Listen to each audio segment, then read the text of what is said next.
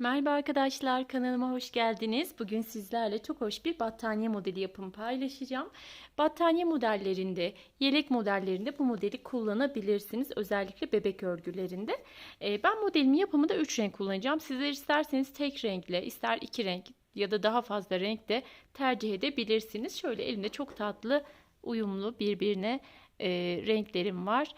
Tığ olarak da hemen şöyle tığımı göstereyim. 3 numara 2.20 milimlik bir tığ kullanacağım. Evet, şimdi modelimin yapımına hemen ben başlayacağım. Fakat modelime geçmeden önce arkadaşlar kanalıma abone olup videolarımı beğenip yorum yazarak bu şekilde beni desteklerseniz çok sevinirim. Desteklerinizi bekliyorum. Şimdi modelimize hemen başlayabiliriz. Evet, ben şöyle zincirimi çektim. Şimdi zincirimizi çektikten sonra ne kadar uzunlukta istiyorsanız zincirinizi çektikten sonra tığımın başını bir tane doluyorum. Tığımın üzerine aldım. Bir zincir atladım. İkinci zincirimin üzerine battım ve 3 ilmeğimi birlikte kapattım. Tekrar tığımın üzerine aldım. Evet. Sıradaki zincirimin yani bir sonraki zincirimin üzerine battım. Üçünü birlikte kapattım. Yine tığımın üzerine aldım. Sıradaki zincirimin üzerine battım ve üçünü birlikte kapattım. Bu şekilde arkadaşlar sıramın sonuna kadar gidiyorum. Evet, ilk sıramı ben bu şekilde bir sıra yarım trabzan yaptım. Sizler isterseniz sık iğne de yapabilirsiniz ya da zincir üzerine de yapabilirsiniz. Evet, sıramızın sonuna geldik. Şimdi burada bir tane zincir çektim ve örgümün diğer tarafını çevirdim. Hemen yine buraya bir tane sık iğne yapıyorum. Şimdi sık iğnemi yaptıktan sonra tığımın üzerine aldım. Bir tane yuvayı atlıyorum. İkinci yuvama yani bir sık iğne üzeri atladım. İkincisinin üzerine battım. 1 2 ve 3 tane ikili trabzan doldurdum. Şimdi 3 tane trabzanımı yaptıktan sonra taban kısmında bir taneyi atlıyorum. İkincinin üzerine bu şekilde sabitledim. Hiç tığın başını dolamadım. Bir sık iğne ile sabitledim. Tekrar tığımın üzerine aldım. Bir taneyi atlıyorum. İkinciye battım. Yine buraya da 1 2 ve 3 tane ikili trabzan yaptım. Hemen yanındakini atlayıp bir sonrakinin üzerine yine bir sık iğne ile sabitledim. Devam ediyorum. Yine tığımın üzerine aldım. Bir taneyi atlayıp ikincinin üzerine 1 2 ve 3 tane trabzan yaptım. Bu şekilde. Evet, 3 tane trabzanımı yapıyorum. Hemen yanındakini atladım. Bir sonrakinin üzerine tığımın üzerine almadan bu şekilde bir sık iğne ile sabitledim. Sıramın sonuna kadar aynı işlemi yaparak devam ediyorum. Şu an modelimiz belli değil arkadaşlar. Bir sonraki sırada daha çok kendini gösterecek. Evet, son modelimi yapıyorum. Evet, bakın buraya da modelimi yani 3 tane trabzanımı yaptım. Hemen bunu atlayıp sondaki sık iğnemin üzerine tutturdum. Şimdi modelimizin ilk sırası taban kısmı bu şekilde ayarlanıyor. Hemen burada rengimi değiştiriyorum. Beyaz ipimi aldım. Şöyle tığımın üzerine beyaz ipimi alıyorum. Bir sık iğne ile de buraya şöyle sabitledim. Şimdi bakın burada bütün modellerim tam olduğu için bu sıramda bir model yarım denk gelecek. Hemen burada 1 2 3 tane zincirimi çektim. 3 zincirimi çektim. Tığımın üzerine aldım. Bakın şurada bir boşluk var minik. Hemen şu boşluktan battım. İkili trabzan yaptım. Yani zincirle birlikte yan yana 2 tane trabzan elde etmiş oldum. Tekrar tığım üzerine aldım. Şimdi şurada atladığım sık iğnem var. Onun üzerine battım. İlmeğimi şöyle hafif uzatıyorum. ikili trabzan yapar gibi, fakat ilk 2 ilmeğini aldım. Bir tanesini bıraktım. Yani tığımın üzerinde 2 tane ilmeğim oldu. Tekrar tığımın üzerine bir doladım.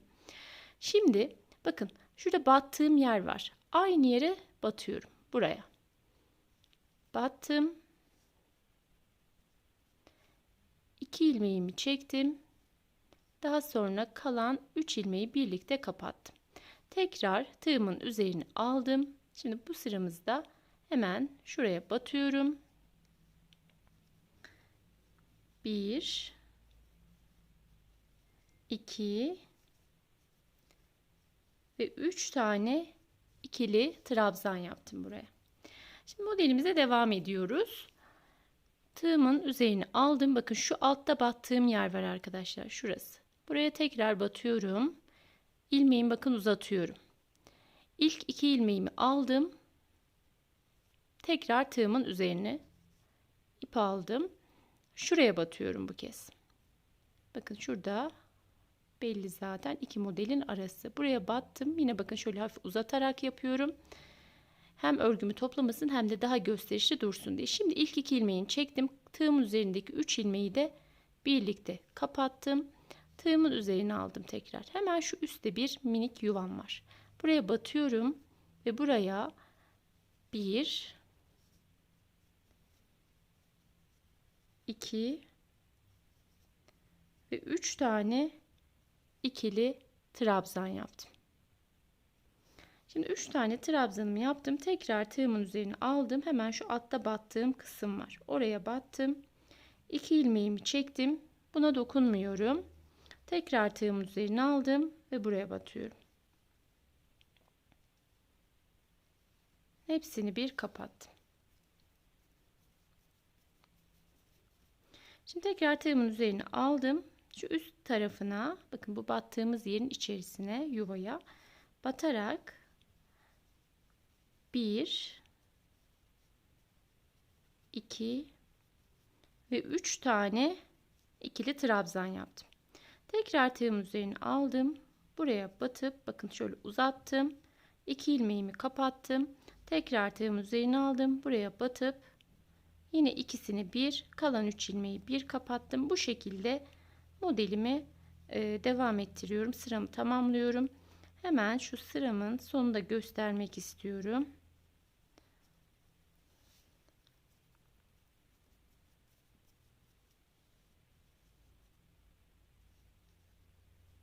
Şöyle uzatıyorum. Bakın. İlk 2 ilmeğini çektim. Tığımın üzerinde 2 tane ilmeğim var. Tekrar tığın başını bir tane doladım. Hemen şurada atladığım bir sık iğnem var. Bakın. Şöyle. Şu sık iğneme batıyorum. Bu şekilde ikisini bir, kalan 3 ilmeğin bir çektim. Şimdi hemen şurada bir boşluk var. Şurası. Buraya bir tane ikili trabzan yaptım. Bir de şu sık iğnemin üzerine yaptım. Ve bu şekilde sıramı tamamladım arkadaşlar. Şimdi bir sonraki sırama geçiyorum. Yine rengimi değiştiriyorum. Hemen lacivert ipimi aldım. Çok tatlı bir rengi var arkadaşlar. Böyle koyu bir lacivert değil. Evet. Şimdi şöyle rengimi değiştiriyorum. Döndüm. Bu arada 2 taraflı bir model. Her iki yönünü de kullanabileceğiniz bir model. Battaniye yaparsanız her iki tarafını da kullanabilirsiniz arkadaşlar. Şimdi ipimi buraya sabitledim. Burada zincir çekerek yükseltmiyorum. Çünkü hani ilk sırada yapmıştık ya. Direkt sık iğne yapıp model kurmuştuk. Modellerimizin hepsi tam denk gelecek. Şöyle aralara şu şekilde modeller denk gelecek. Kenarda yarım model olmayacak. Tığımın üzerine aldım. Buraya sık iğne ile sabitledikten sonra. Şimdi şuradaki mavi kısımdaki bakın. Şurada 3 tane trabzan yapmıştık. Onun ortadaki şu oluyor. Bunun üzerine batıyorum. Şöyle arka kısmına da geçerek şu şekilde buraya battım. İkili trabzanımı yaptım. Bağlayacağım bir yer olmadığı için bunu direkt kapattım. Şimdi tığımın üzerine aldım. Şuradan yapıyorum arkadaşlar bu sıramızda. Bundan sonrası Şuradaki boşluğa battım. Daha hoş durdu. İsterseniz hani şu yuvanın içerisine de batabilirsiniz. İlk sırada mecburen oraya batıyorsunuz. Ama bundan sonrakileri bu boşluğa battığınızda daha hoş, böyle kabarık bir görünüm oluyor orta kısımlarında modelin. Evet. Şimdi buraya 3 tane ikili trabzanımı yaptım. Şimdi 3 tane trabzanımı yaptıktan sonra az önce şu alt kısımda battığımız yer var. Bakın tığımın üzerine aldım. Buraya tekrar batıyorum. Buraya bu şekilde battım. İlmeğimi uzattım. 2 ilmeği çektim. Bakın tığımın üzerinde 2 tane ilmeğim var. Şimdi şuraya geldim. Tığımın üzerine tekrar aldım. Burada 3 tane trabzanım var. Bunun tam ortadakine, ikinci trabzana, hani üstte yaptığımız şu 3 tanenin tam ortasındakine battım. Yine aynı şekilde şöyle uzatarak 2 ilmeğimi çekiyorum. Kalan 3 ilmeği birlikte kapattım. Tığımın üzerine tekrar aldım. Bakın şuraya batıp yine 1 2 ve 3 tane ikili trabzan yaptım. Şu mavinin tepesine battım. İlmeğimi uzatıp 2 ilmeği çektim ve buraya geldim. Evet. Bu sıramı da bu şekilde devam ettiriyorum. Evet arkadaşlar, şimdi son kısmı da göstermek istedim. Tekrar tığımın üzerine aldım. Şuraya, şu alt kısımda battığım aynı yere tekrar batıyorum. Hafif uzatarak ikisini bir, diğer ikisini bir çektim. Bağlayacak bir yer olmadığı için kapattım. Bu şekilde kenar kısma sık iğnemi de yapıyorum. Şöyle mavi ipimi de üst kısma kaydırarak ve sabitledim. Böylece modelim ortaya çıktı gördüğünüz gibi. Hemen burada bıraktım. Tekrar mavi ipimi aldım. Şimdi burada bakın tüm modellerimiz tam oldu. Şimdi yine kenar kısımlara yarım model denk gelecek. Örgümü çevirdim. Hemen şuraya bir sık iğne yaptım. 1, 2, 3 tane zincir çekiyorum. Tığımın üzerine bir tane şöyle doladım. Şurada trabzanım var. Bakın bu trabzanıma hemen yandaki zincir değil, ikinciye. Şuraya batıyorum. Bakın bu şekilde. Pardon arkadaşlar, öncelikle bir tane kenarıya yarım model denk geleceği için şu boşluktan girip ikili trabzan yaptım. Sonra alt kısma girip uzatarak ikisini bir çektim. Tığımın üzerinde 2 ilmeğim var. Şimdi buraya geldim. Yine bakın 3 tane trabzanım var. Şu ortadakine batıp bu şekilde kapattım. Yine şu lacivertin alt kısmından, alt boşluğundan girerek buraya 3 tane ikili trabzan dolduruyorum. Modelim bu şekilde tekrarlayarak devam ediyor arkadaşlar. Hemen şöyle uzun kısmı tekrar göstereyim. Tığımın üzerine aldım. Bakın şuraya aynı yere batıyorum. 2 ilmeğimi çektim. İkisi tığımın üzerinde. Buraya geldim.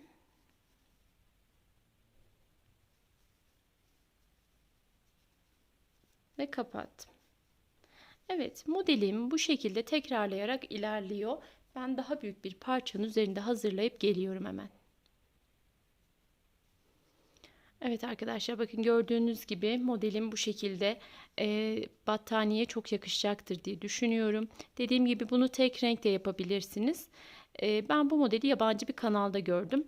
Tek renkle yapılmıştı. Ben bu şekilde renk renk yaptım. Tek renkle gayet güzel ve gösterişli duruyor. Ama böyle farklı renklerle çok daha güzel kendini model gösterdi. Evet, battaniye değil, telefon kılıfı olarak yapılmıştı bu model ben gördüğümde. Ben bu şekilde düz olarak denedim. Gayet de güzel oldu. Umarım beğenmişsinizdir arkadaşlar. Beni dinlediğiniz için çok teşekkürler. Başka videolarda görüşmek üzere. Yapacak arkadaşlarıma şimdiden kolay gelsin. Hoşça kalın. Görüşmek üzere.